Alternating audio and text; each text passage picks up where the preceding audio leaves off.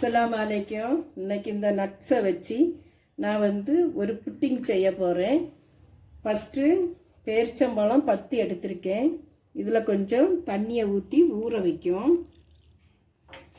முந்திரி பருப்பு ஒரு 10 முந்திரி பருப்பு அதை உடச்சி வச்சுருக்கேன் ஊறட்டு.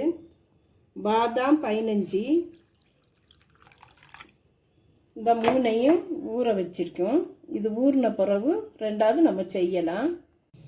ஒரு சட்டி வச்சிருக்கேன். இதில் கொஞ்சம் தண்ணி ஊற்றுதேன். கடல் பாசிக்கு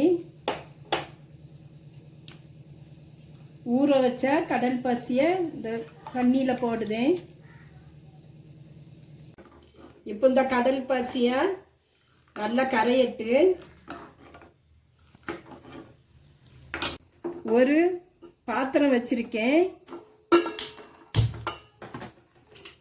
பாலை இந்த பாத்திரத்தில் ஊற்றுதேன்.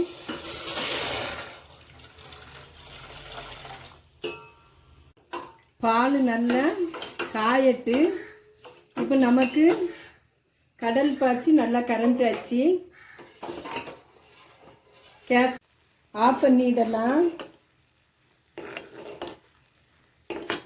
ஊற வச்ச பேரிச்சம்பழத்தை இதில் போடுதேன். மிக்ஸி ஜாரில் பாதாமை உளிச்சு போடுதேன். முந்திரி பருப்பு நீ இதை மிக்சியில் நான் அடிக்கேன். ஒரு மிக்சியில் நல்ல பேஸ்ட்டாக அரைச்சிட்டு வந்துடுதேன். இந்த கடல் பாசியை இந்த மில்கில் காய்ச்சி வச்ச மில்கில் ஊற்றுதேன். இப்போ அரைச்சி வச்ச இந்த நட்ஸ் எல்லாம் பேஸ்ட்டாக அரைச்சதை இந்த பாலில் நான் மிக்ஸ் பண்ணுதேன்.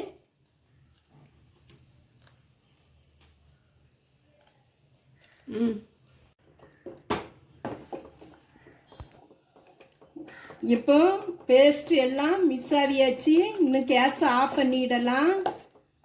இதை இன்னும் ஒரு பவுலில் நம்ம ஊற்றிடலாம். ஒரு பெரிய பவுலில் நான் இதை மாற்றுதேன்.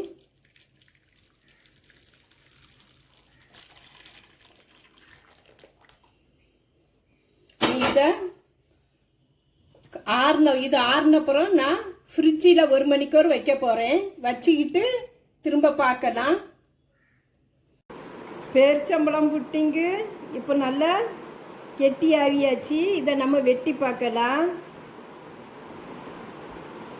அவ்வளவு சாஃப்டாக இருக்குது. இது இரத்த சோகைக்கு உள்ளவங்களுக்கு இந்த பேரிச்சம்பழம் ஒரு 3 பேரிச்சம்பழம் எடுத்து மேற்க எவ்வளோ சாஃப்டாக வந்திருக்கு, அவ்வளோ அருமையாக இருக்கு. கண் பார்வை உள்ளவங்களுக்கு பேரிச்சம்பழம் 3 சாப்பிட்டா நல்லா கண் பார்வை வரும். இரத்த சோகை உள்ளவங்களுக்கு பேரிச்சம்பழம் தின்னா ரத்தம் அதிகரிக்கும். இப்படி பேரிச்சம்பழத்தில் நிறைய நன்மைகள் இருக்கு.